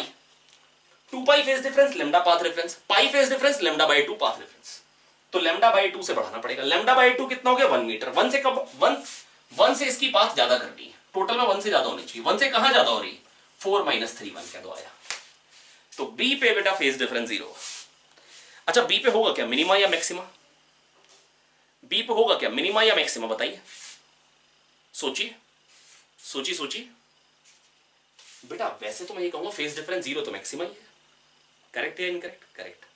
लेकिन अगर पाथ डिफरेंस से सोचें, 4 - 3 1, 1 क्या हो गया बेटा? Lambda by 2। अब लैम्डा बाई 2 पे मिनिमा होगा या मैक्सिमा? मैक्सिमा, क्योंकि बेटा पलटी मारी हुई, जहां पर पहले मैक्सिमा बनता था बड़ी देर, अब एक ने पलटी मारी, वहां पर क्या बन जाएगा? मिनिमा। आई होप मैं आपको समझा पा रहा हूं। तो अब इस कंडीशन में बोल सकता हूं, जहां पे पाथ डिफरेंस n लैम्डा होगा वहां मिनिमा होगा, जहां पे path difference 2n - 1 lambda by 2 होगा वहां मैक्सिमा होगा, ठीक है। मतलब अब लैम्डा बाई 2 का ऑड मल्टीपल पे मैक्सिमा होगा। अच्छा अब क्वेश्चन क्या है? Find the ratio of total number of minima detected on line AB to the number of minima detected on line BC। AB पे मिनिमा और BC पे मिनिमा का रेशियो करे, चालू करते हैं। पहली बात, यहां पे पाथ डिफरेंस कितना है? इस पॉइंट पे इसका यहां से इससे 5 हो गया और इससे तो 0 ही, तो 5 बन गया। यहां पे कितना हो गया? 1। तो 5 से घट के कहीं पे 4 भी होगा, 3 भी हुआ होगा, 2 भी हुआ होगा और फिर 1 भी हुआ। और यहां पे कितना आ जाएगा? अभी 5 - 0, पहले इसकी पाथ लिख रहे हैं, बाद में इसकी लिख रहे हैं। पहले इससे डिस्टेंस लिख रहे हैं, बाद में इससे, तभी तो 4 - 3 1। इस पे कितना आ जाएगा? 0 - 5, यहां पे -5 आ जाएगा। तो अगर -5 है, यहां पे 1 है, तो कहीं 0 भी आएगा पाथ डिफरेंस, कहीं पे 2 भी आएगा, कहीं पे 3। ओ 0 कहीं पे आएगा, तो 0 से -5 में -1 -2 -3 -4 और -5 भी आएगा, ठीक है। अब बेटा रेशियो ऑफ मिनिमास, मिनिमास कहां पे आएंगे? n लैम्डा पे। मिनिमास कहां पे आएंगे? n लैम्डा पे, ठीक है। Ratio of minimas on line AB to that on line BC। n lambda मतलब 2 4 पे, मिनिमा कितने है? 1 2। AB पे कितने हैं? 2, और BC पे कितने आ रहे हैं? n लैम्डा, मतलब 0 लैम्डा भी चलेगा, 2 लैम्डा भी चलेगा, और 0 लैम्डा भी चलेगा, 1 लैम्डा भी चलेगा, और 2 लैम्डा भी चलेगा। इस पे 3, तो 2:3 कितना आ गया बेटा? 2:3। आई होप बच्चों मैं आपको समझा पाया हूं। ये मतलब टेढ़ेस्ट क्वेश्चन था, मतलब इससे टेढ़ा क्वेश्चन पॉसिबल ही नहीं है कि आपको मिल जाए। अगर ये आ पाया तो आप ये मान लीजिए कि इंटरफेरेंस में 11th क्लास में कुछ नहीं हो सकता। तो आज स्टार्ट करते हैं characteristics of sound, and let's start and finish the topic. तो बस बेटा मैं आपको ये बताना चाह रहा हूं कि जो कैरेक्टरिस्टिक्स ऑफ साउंड है वो क्या होंगी बेटा? कैरेक्टरिस्टिक्स जो खाली वेलोसिटी, फ्रीक्वेंसी, लैम्डा, यही कैरेक्टरिस्टिक्स नहीं होती। साउंड की जो कैरेक्टरिस्टिक्स है ना, मतलब देखो अगर आपने बेटा जैसे होगी पिच, हाई पिच जैसे गर्ल्स की बोलते हैं तो तीखी सी आवाज है ना, और गाय वैसी तो बेटा अच्छी तरह निकाल देगा, है ना। तो कहने का मतलब है अब अलग अलग टाइप की साउंड हम अलग अलग जगह यूज करते हैं। आपने देखा होगा जहां पर ना ज्यादा एनर्जेटिक सी साउंड चाहिए थी, जैसे रेलवे स्टेशन वगैरह पे, है ना, तो वहां पर औरत चिल्ला रही होती है, ये वाली ट्रेन यहाँ पे आने वाली है, मतलब जब हाई एनर्जेटिक। और जब सीरियस सी साउंड चाहिए होती तो मतलब हाई पिच साउंड चाहिए होती, जैसे मतलब मूवी का इंट्रोडक्शन हो तो मतलब अमिताभ बच्चन अंकल आ जाते हैं, ओम पुरी आ जाते हैं ना। तो मतलब अलग अलग जगह ना अलग अलग हम साउंड की जो कैरेक्टरिस्टिक्स है, मतलब सबसे पहले है पिच, है ना। पिच के बेस पे मतलब डिफरेंशिएट करते हैं। पिच मतलब अगर हाई पिच मतलब ज्यादा फ्रीक्वेंसी और लो पिच मतलब लो फ्रीक्वेंसी, हाई पिच का मतलब क्या होगा? हाई फ्रीक्वेंसी लड़कियों, है ना, जिस पे कोई क्वेश्चन नहीं बनता है, तो पहली चीज हो गई, है ना। और लाउडनेस, इस पे सवाल बनता है। 3 कैरेक्टरिस्टिक्स होती हैं, एक होती है पिच, एक होती है लाउडनेस। बेटा अब देख लो, मतलब कैरेक्टरिस्टिक्स खाली वेलोसिटी, फ्रीक्वेंसी, लैम्डा नहीं है। वही पड़ोस में शादी हो, आवाज आ रही हो, सोया नहीं जाता है ना। तो इंडिया में भी रूल बन गया 11 बजे के बाद अगर डीजे वीजे चल रहा है तो पुलिस आगे बंद करवा सकती है। तो बेसिकली वही शादी की आवाज है, हमको नींद नहीं पड़ रही है, और वही मतलब कभी कभी हम लोग म्यूजिक चला के सोते हैं, वो बच्चों के लिए लल्लाबाई, तो मतलब हम वो लोरियां होती है ना, कुछ आवाजें सी होती हैं जिसको सुन के बच्चा सो जाता है। अलग सा म्यूजिक होता है ना। वो कुछ एक तो मतलब जो छोटे बच्चे होते हैं उनको सुलाने के लिए तो वो बॉम्ब वाली आवाज होती है, जो मतलब पेट में आवाज होती है ना, वही आवाज करके सुलाया जाता है। तो बेसिकली उसी आवाज से अपने लोग सो भी जा रहे हैं, यही आवाज डिस्टर्ब भी कर रही है। तो बेसिकली मतलब खाली और खाली वेलोसिटी, फ्रीक्वेंसी और लैम्डा नहीं है, और भी चीजें कुछ क्या क्या है बेटा? पिच है, कैसी पिच की साउंड है, प्लेजेंट अनप्लेजेंट उसके हिसाब से लगेगी, लाउडनेस है ना। और तीसरी होती है एक और चीज, क्वालिटी। हम बोलते हैं quality of sound. Quality basically किस चीज की? वेव फॉर्म की। वेव फॉर्म कैसे? लता मंगेशकर गाएगी तो मतलब वही लय बार बार रिपीट होगी, और ये अपना भाई गाएगा अक्षय, तो वही लय रिपीट नहीं होगी, मतलब बार बार चेंज हो जाएगी ना। तो मतलब और ये जो वेव फॉर्म होता है बेटा, एक्चुअली हमारी जो आवाज है वो एक पर्टिकुलर फ्रीक्वेंसी नहीं है। हमारी आवाज में बहुत सारी फ्रीक्वेंसीज मिक्स है, उसका एक मिक्सचर है फाइनली जो आ रहा है। और ये जो मिमिक्स होते हैं ना, जो मिमिक्री करते हैं, ये लोग क्या करते हैं, ऐसी जैसे ना हमारी मतलब आवाज कुछ इस तरीके की, अब मिमिक्स पता क्या करते हैं, जो डोमिनेटिंग फ्रीक्वेंसी खाली इसको कॉपी करते हैं। ऐसा नहीं हो सकता कि एग्जैक्टली आवाज कॉपी कभी, मतलब जो अगर आप एक एनवेलप बना लो, खाली मिमिक्स क्या करते हैं, वो डोमिनेटिंग फ्रीक्वेंसी को बेसिकली कॉपी करते हैं, जिससे आवाज कॉपी हो जाती है ना। उनको लगता है कि लगभग सेम टाइप की आवाज आती है ना। तो ये क्वालिटी ऑफ वेव फॉर्म, मतलब क्वालिटी हम बोलते तब अच्छी जब वही चीज रिपीट हो रही। मान लो पहले ऐसे आया है ना, फिर ऐसे आ गया, फिर ऐसे आया, तो इसकी हम बोलेंगे ये लो क्वालिटी साउंड है। जब मतलब वही चीज रिपीट नहीं हो रही तो लो क्वालिटी, और जब वही चीज रिपीट हो रही तो हम बोलेंगे हाई क्वालिटी। क्या बोलेंगे? ये कौन हो गई? लता मंगेशकर, ये हमारा भाई अक्षय, है ना। चलिए, और भाई इनके समझ में आ रहा है? अच्छा, अब इसके बाद बेटा अगली चीज आती है लाउडनेस, जिस पे सवाल बनते हैं। ना तो इस पे सवाल बनता है, ना पहले पे, ना तीसरे पे, सवाल बनता है दूसरे पे, लाउडनेस। बेटा लाउडनेस, जैसे आपने ना पीएच स्केल डिफाइन किया, 0 से लेकर 14 तक आपने डिफाइन कर दिया, क्योंकि कंसंट्रेशन ऑफ H+ बोलना और उसको इंटरप्रेट करना बारह मुश्किल है। 0 से 14 स्केल के बारे में चर्चा करना बड़ा आसान है, मतलब 5, 6, 7, 8 ये नंबर्स इंटरप्रेट करना आसान है, पर 10 की पावर -5, 10 की पावर -6 थोड़ा सा चेंज, कितना चेंज है पता नहीं लगता। तो हमेशा हम लोग स्केल हमेशा आसान चूज करते हैं। भाई कभी भी अपने लोग ऐसे थोड़ी ना करते, गोल्ड लेने जाए तो बोले 0.0001 कुंटल गोल्ड दे दो ना, ग्राम की बात करते हैं, यूनिट छोटे रहते हैं, है ना। और जब हमने मतलब जो कबाड़िए होते हैं ना, मतलब जो बड़े बड़े स्क्रैपर्स होते हैं, मतलब स्क्रैप खरीदते हैं, मतलब लगता है ये मतलब बेकार सा धंधा है कबाड़ी, मतलब बहुत ज्यादा रिच होते हैं, अल्ट्रा रिच लोग होते हैं लोग भी। मतलब कबाड़िए जो कबाड़ खरीदते हैं लोगों से, मतलब उसमें से काम की चीजें निकाल लेते हैं लोग। तो कबाड़ जब खरीदते हैं ये मतलब फिर खरीदते हैं कुंटल्स में, टन्स में, मतलब काफी बड़ा बड़े यूनिट यूज करते हैं लोग, है ना। ये लोग नहीं कहते, ग्राम में नहीं खरीदते लोग, है ना। जैसे अपने लोग बात करते हैं कि भाई मैंने तेरे को कल 50 रुपए दिए थे, 50 रुपए वापस करना, है ना। मोनी सर लोग क्या बात करते होंगे, मैंने तुमको कल 50 करोड़ दिए थे। बेसिकली लाउडनेस के लिए जो हमने यूनिट डिफाइन किया, जो इंटेंसिटी होती है, जो हमारा कान सुन सकता है, minimum possible intensity, that is basically 10 की पावर -12 वॉट पर मीटर स्क्वायर। और जो मैक्सिमम इंटेंसिटी जिस पर हमारा कान का पर्दा फट जाएगा ना, वो होती है 1 वॉट पर मीटर स्क्वायर। अब इंटेंसिटी यहां से लेके यहां तक वेरी करेगी, बिल्कुल हल्के हल्के मतलब चुगली कर रहे होते ना, आते तक भाई बड़ा कमीना रखा है, मतलब बिल्कुल हल्के हल्के कान को घुसा रहे होते हैं। तो मतलब उस टाइम जो मतलब बेसिकली होती है वो मतलब इसी ऑर्डर की होती है, मतलब जो इंटेंसिटी होती है 10 की पावर -12, 10 की पावर -11 ऐसी चल रही थी, बिल्कुल छुप छुप की बात कर रही थी, नहीं तो मतलब अगर दबंग हो तो अपना अलग बात। है ना, मतलब खुल के बोल रहे हैं, अरे शिवम बिल्कुल गधा है ये नहीं है ना। अच्छा चलिए बात सुन।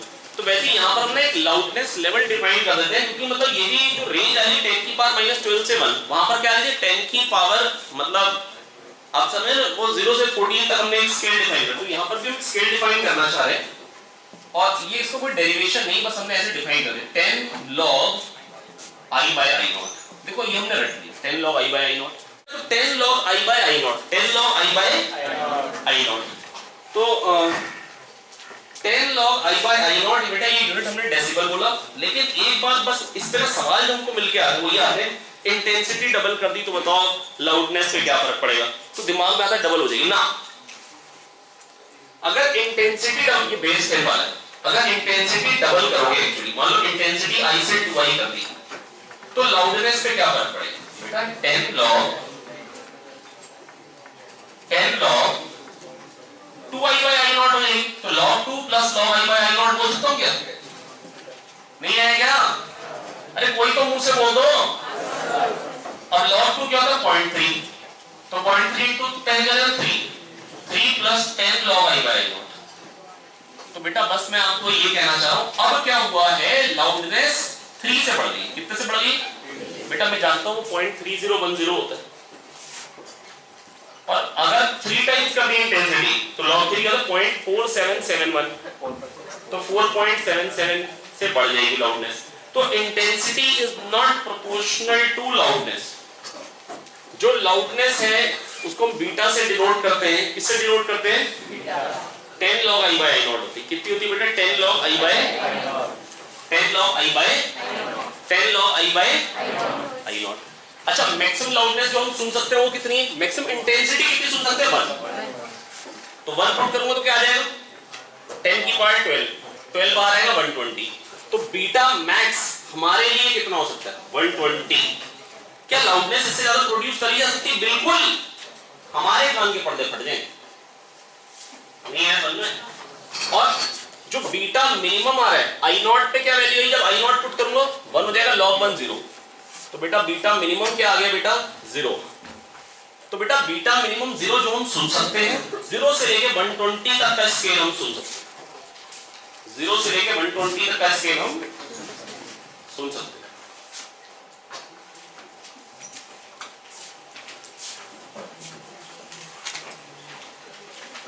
जहां पर मतलब अपने यहाँ पर ऐसा यूज नहीं किया जाता है, मतलब जहां पर मतलब फॉरेन कंट्रीज में मतलब लोग इकट्ठे हो जाते हैं, मतलब बदमाशी ज्यादा जैसे मॉब इकट्ठा हो जाता है, तो वहां पर भगाने के लिए वो स्मोक बम्स तो यूज करते हैं, ये आवाज भी यूज करते हैं, मतलब वहां पर पुलिस पहुंच जाती है और बहुत हाई लाउडनेस वाली साउंड चलाते हैं, लोग अपने आप भाग जाते हैं, मतलब कानों में दर्द होने चालू हो जाता है। एट व्हाट डिस्टेंस, एक लाइन में कराया, 2 लाइन में क्वेश्चन है, मतलब जब तक आप बोल रहे हैं तो हमने एक लाइन में सोच लिया ना, आप क्यों 2 लाइनें लिखो, 2 लाइनें बोल लिखो। At what distance from the point source of 10 watt, at what distance from the point source of 10 watt will the sound level be 10 decibel? Will the sound level be 10 decibel? At what distance from the point source of 10 watt will the sound level be 10 decibel? At what distance from the point source of 10 watt will the sound level be 10 decibel? ये point source है 10 watt का। बेटा loudness 10 decibel का मतलब क्या हुआ 10, beta 10 चाहता हूँ, और बीटा क्या होता है 10 log I by I0।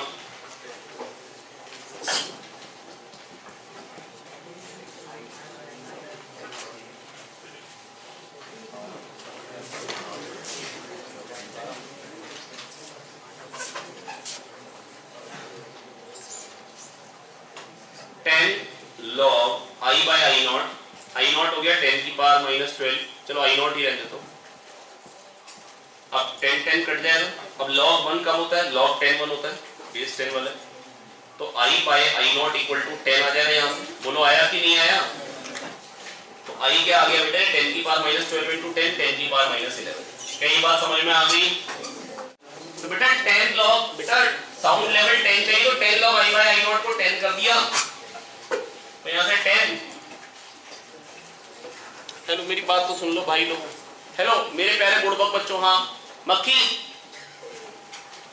तो बेटा 10 10 कट जाएगा। लॉग 1 कब होता है? Log of a to the base a1, तो आई बाय आई नॉट 10 हो गया, आई नॉट 10 की पावर माइनस 12 है तो 10 की पावर माइनस 11। बेटा आई नॉट क्या होता है 10 की पावर माइनस 12, तो मिनिमम इंटेंसिटी हम सुन सकते हैं वो क्या होती है 10 की पावर माइनस 12, और उससे वो क्या होती है ग्राउंडनेस 0 क्या होती है। तो 10 व्हाट है हमको बता रहे हैं, इंटेंसिटी 10 की पावर माइनस 11 का होगी, मान लो r डिस्टेंस पे होगी, और r क्या हो जाएगा बेटा p upon 4 pi r square, 10 upon 4 pi r square is equal to 10 की पावर माइनस 11। यहाँ से r की वैल्यू क्या आ जाएगी 10 की पावर 12 आ जाएगा अपॉन 4 पाई, तो 10 की पावर 6 बाई 2 रूट पाई, बस ये आंसर है ना, जो आ गया अच्छी बात, आपने बेटा ये निकाला था। चलिए अच्छा अगला टॉपिक बताना एक और, आइए बेटा फटाफट से ऐसा करते हैं साउंड लेवल पे 2 क्वेश्चंस कर लेते हैं ताकि बेटा टॉपिक हमको बिल्कुल अच्छे से क्लियर हो जाए। पहला question, the sound of intensity I is greater by 3.0103 decibel from another sound of intensity 10 नैनोवाट पर सेंटीमीटर स्क्वायर। ठीक है, मैं फिर से आपको बता दे रहा हूं क्वेश्चन क्या है बेटा, कह रहे हैं एक साउंड लेवल दूसरे से ज्यादा है, साउंड इंटेंसिटी कितने से ज्यादा 3.0103। ठीक है, अब मेरे से कह रहे हैं अनदर साउंड ऑफ इंटेंसिटी 10 नैनोवाट पर सेंटीमीटर स्क्वायर, मतलब जो दूसरा जिसकी इंटेंसिटी लेवल जिसका इंटेंसिटी 10 नैनोवाट पर सेंटीमीटर स्क्वायर है उससे कितना ज्यादा है बेटा डेसिबल लेवल, साउंड लेवल ज्यादा है 3.0103 डेसिबल से। तो बेटा बीटा 2 माइनस बीटा 1 है ना, वो दे रखा है आपको 3.0103। ठीक है, अब बेटा बीटा 2 क्या होगा 10 log I2 bye I not है ना, वेयर आई नॉट क्या होती है बेटा मिनिमम इंटेंसिटी जो हमारा ह्यूमन ईयर सुन सकता है 10 की power minus 12 watt per metre square, minus 10 log log to the base 10 I1 by I nought. अब ये कितना बन जाएगा प्यारे बच्चों 10 लॉग I2 बाय I1। शायद इतनी कैलकुलेशन अपने कर पाएंगे यार, log A minus log B log A by B I nought की झंड हो गई, और I1 क्या है ये डिफरेंस दे रखा 3.0103, ये हो जाएगा 0.3010 सॉरी 0.30103। 0.3010 किसका लॉग होता है लॉग 2, लॉग I2 ये मेरे को बताना है, कह रहे इसका एक्चुअल इंटेंसिटी लेवल कितना है, the absolute value of intensity of sound level I in what पर मीटर स्क्वायर। तो I1 को भी वॉट पर मीटर स्क्वायर में 10 नैनोवाट है, थोड़ा सा ब्रैकेट का साइज बढ़ा देते हैं यहाँ पे है ना, 10 की पावर माइनस 9 पर सेंटीमीटर स्क्वायर, तो पर मीटर स्क्वायर में कितना हो जाएगा इंटू 10 की पावर 4। आई होप इतना हम समझा सकते हैं आपको बेटा, 1 सेंटीमीटर को लिख देंगे 10 की पावर माइनस 2 मीटर, तो 10 की पावर 4 आ जाएगा यहाँ पे। तो ये बेटा क्या बन जाएगा लॉग 2 होता है 0.3, तो ये 2 हो गया, इसकी वैल्यू 2 हो गई, तो I2 कितना आ जाएगा, या I2 अपॉन ये कितना बन गया 10 की पावर 6 10 की power minus 3 is equal to 2 10 nanowatt, इसलिए 10 की पावर माइनस 9 है ना, और पर सेंटीमीटर स्क्वायर को पर मीटर स्क्वायर के लिए क्या करना पड़ेगा प्यारे बच्चों 10 की पावर 4 से मल्टीप्लाई करना पड़ेगा, तो क्या बन जाएगा ये 10 की पावर 5 10 की power minus 4 I am sorry. ठीक है, तो यहां से I2 क्या आ जाएगा, I2 निकल के आ गया 2 इंटू 10 की पावर माइनस 4। आई होप बच्चों मैं आपको समझा पाया, बहुत ही सिंपल था ये क्वेश्चन, बड़े आराम से समझा जा सकता है। ठीक है, आगे बढ़ते हैं आगे, अगला क्वेश्चन देखते हैं। तो इसमें क्या था बेटा साउंड लेवल बेसिकली हमको कह रहे थे ज्यादा है कितने से 3.0103 से है ना, तो इंटेंसिटी क्या है मतलब जिसका साउंड लेवल ज्यादा है उसकी इंटेंसिटी है, पहले वाले की गिवन थी, सिंपल था यार 10 log I by I nought formula use करना है। साउंड लेवल क्या होता है 10 log I by I nought, decibel होता है ना 10 log I by I nought, 10 log I by I nought. चलिए बढ़ते हैं आगे,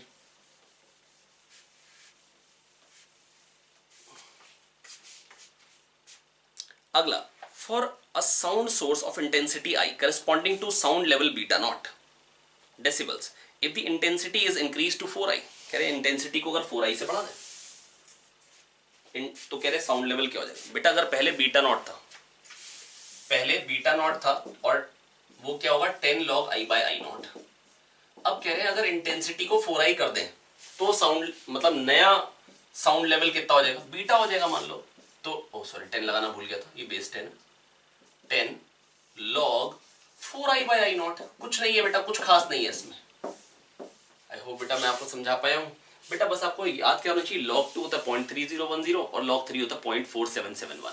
ठीक है, बस ये दो वैल्यूज यूज होती हैं, इनके बेस पे सारी बन जाती है। ज्यादातर ये भी क्वेश्चन में गिवन रहता है, आईआईटी का क्वेश्चन हो तो log 4 प्लस 10 बेटा log ab को log a plus log b लिख सकते हैं, 10 log i by i not. तो ये क्या बन जाएगा बेटा, ये बन गया log 4 हो जाएगा 2 log 2 दैट इज 20, log 2 हो जाएगा 0.3010, 0.3 लेते हैं अप्रोक्सीमेटली, और ये तो हो गया बीटा नॉट जो पहले था। तो क्या बन जाएगा 2 into 3 6 plus beta not, sorry 6 plus beta not. I hope बेटा मैं आपको समझा पाया हूँ। ये ना मतलब करेक्टरिस्टिक्स ऑफ साउंड बेटा क्या क्या है बेटा, एक है पिच है ना, एक है क्वालिटी और एक है लाउडनेस। पिच फ्रीक्वेंसी को डिनोट करता है, फ्रीक्वेंसी ज्यादा तो पिच ज्यादा, फ्रीक्वेंसी कम तो पिच कम। गाय भैंसों की फ्रीक्वेंसी कम होती है, पिच कम होती है ना। इंसानों की फ्रीक्वेंसी ज्यादा होती है और इंसानों में लड़कियों की ज्यादा होती है फ्रीक्वेंसी, हाई पिच साउंड है ना, लड़कों की लो पिच साउंड होती है ना। और अगर मेरे को बात करनी हो बेटा क्वालिटी ऑफ वेव, क्वालिटी किस चीज की होती है, वेव फॉर्म की। अगर वही वेव फॉर्म रिपीट हो रहा है तो बेटा अगर लता मंगेशकर गाएगी तो वही वेव फॉर्म रिपीट होगा तो हम बोलेंगे क्वालिटी बेटर है। मैं गाऊंगा तो वही वेव फॉर्म रिपीट नहीं होगा तो हम बोलेंगे क्वालिटी बकवास है।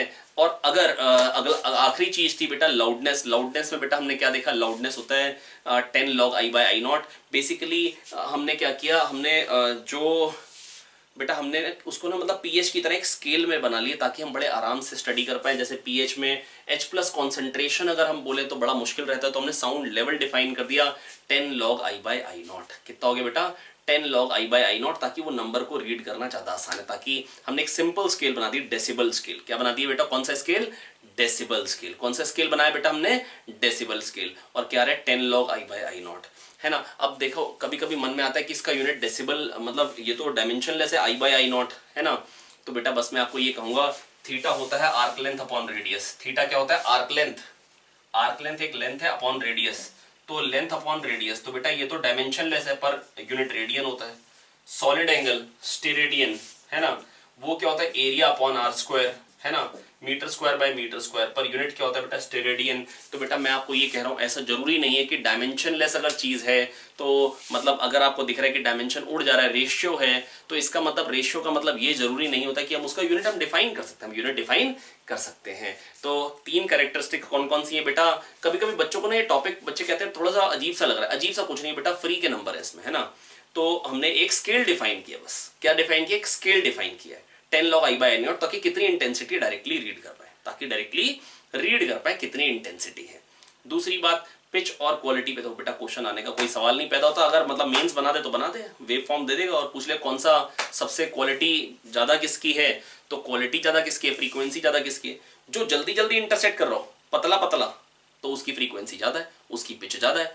और जो रिपीट हो रहा हो उसकी क्वालिटी ज्यादा, जो रिपीट ना हो रहा उसकी क्वालिटी क्या है, कम है। तो इन पे वैसे क्वेश्चन बेटा आज तक तो पूछे नहीं गए हैं, पूछे जाते हैं केवल और केवल लाउडनेस पे। 10 log i by i not बहुत सिंपल होता है, बस दिमाग में होता क्या क्वेश्चन जहां गड़बड़ होते हैं वो ये होते हैं इंटेंसिटी डबल कर दी तो बेटा साउंड लेवल डबल नहीं होता है, साउंड लेवल डबल नहीं होता है ना, 3 से बढ़ जाता है। इंटेंसिटी 4 टाइम्स करी, साउंड लेवल 4 टाइम्स नहीं होता है, 6 से बढ़ रहा है। आई होप बेटा मैं आपको समझा पाया हूं। ऐसी गलतियां हो जाती है, बच्चे जल्दीबाजी में गलती कर जाते हैं।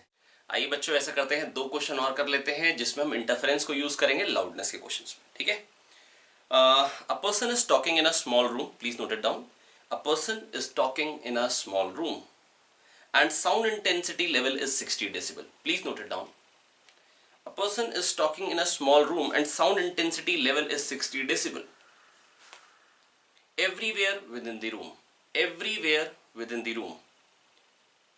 If there are 8 people talking simultaneously in the room, if there are 8 people talking simultaneously in the room, what is the sound intensity level? Question clear हो गया? क्वेश्चन है जब एक बात कर रहा है तो साउंड इंटेंसिटी लेवल 60 है, जब 8 बात करेंगे बेटा देखो सबकी हमको जो अगर 8 लोग हैं, अगर मेरे को कह देते कि कोहेरेंट सोर्सेज है ना, दैट इज सबकी और मतलब सबका मतलब बेसिकली क्या है, सबकी फ्रीक्वेंसी सेम है, जो कि होती नहीं है। तो अगर सबकी फ्रीक्वेंसी सेम नहीं होती है तो बेटा मैंने आपको बताया था इंटरफेरेंस में उस टाइम पे कि फिर क्या होता है, इंटेंसिटी डायरेक्टली ऐड अप हो जाती है। फिर क्या होता है, इंटेंसिटी डायरेक्टली ऐड अप हो जाती है, क्योंकि जैसे मैंने आपको बताया था 2 सोर्सेज होते हैं, तो I equal to I1 plus I2 plus 2 under root I1 I2 cos phi होता है। तो अगर ये बेटा अगर हम फाई को लगातार वेरी कर रहे हैं सेम फेज में, तो तभी रह पाएंगे जब सेम फ्रीक्वेंसी, नहीं तो एक का क्रेस्ट आएगा, कभी दूसरे का ट्रफ आएगा, कभी कुछ फेज डिफरेंस लगातार वेरी करता रहेगा। ठीक है, तो बेटा अगर फेज डिफरेंस लगातार वेरी करता रहेगा तो इसका जो एवरेज आएगा बेटा वो क्या आ जाएगा, 0। ठीक है, और हमको जो एवरेज इंटेंसिटी जो बेटा हमको सुनाई देती है वो क्या आएगी, I1 प्लस I2, वो क्या आ जाएगी, I1 plus I2, that is sum आ जाएगा। तो अगर 8 लोग हैं और कह रहे हैं सब बराबर तरीके से बोल रहे हैं तो इंटेंसिटी जो जाएगी वो 8 टाइम्स हो जाएगी, पर लाउडनेस 8 टाइम्स नहीं हो जाएगी। तो बीटा बेटा अब क्या हो जाएगा, पहले बीटा की वैल्यू थी 60 डेसिबल, ठीक है, 60 डेसिबल, ठीक है, और अब क्या हो जाएगी बेटा 60 डेसिबल के बाद अब वैल्यू क्या हो जाएगी, मेरे को स्मॉल डी लिखना चाहिए था वैसे, तो अब क्या हो जाएगी बेटा जब ये बीटा जो है, ये जो 60 डेसिबल है, 60 is equal to 10 log I by I0 to the base 10। ठीक है, अब बाद में क्या हो जाएगी बेटा, बाद में मान लो हो जाएगी जो डेसिबल लेवल है मान लो वो x हो जाएगा, तो x की वैल्यू क्या आ जाएगी, जो भी बीटा जो आप कह लीजिए जो नया मतलब बीटा की वैल्यू आएगी, जो नया साउंड लेवल आएगा वो क्या आ जाएगा, 10 log 8I by I0, 10 log 8I by I0, है ना, टू दी बेस 10। अब बेटा देखो मेरी बात सुनो ध्यान से, 10 log I by I0, ये तो वही चीज आ गई पहले वाली, टू दी बेस 10 मैं नहीं लिख रहा हूं, प्लस 10 log 8, और log 8 को मैं बोल दे रहा हूं 2 क्यूब। ठीक है बेटा, ये चीज तो पहले वाला साउंड लेवल है, 10 log I by I0 तो 60 डेसिबल था, ये तो 60 आ गया, और ये चीज क्या निकल के आ रही है प्यारे बच्चों, बताएंगे जरा ध्यान से, ये चीज क्या आ जाएगी, ये आ जाएगा 30, है ना, और log 2 क्या होता है 0.3, 0.3010, 0.3 मान लेंगे, तो 0.3 इंटू 10 क्या हो जाएगा 3, बेटा ये 3 धोबी पछाड़ करेगा ना बेटा, log m की पावर n log m होता है, तो 3 log 2, तो 3 इंटू 0.2 आप डायरेक्टली ऐसे कह सकते हैं, मतलब ये 0.3 log 2 0.3 है, 3 इंटू 0.3 0.9, 0.9 इंटू 10 9, तो अब साउंड लेवल क्या हो जाएगा 69 डेसिबल। तो बेटा आज के लिए इतना ही है, अगले लेक्चर में फिर से मुलाकात होती है आप बच्चे लोगों के साथ, पढ़ते रहिए, मेहनत करते रहिए, आगे बढ़ते रहिए, all the best, thank you, keep working hard.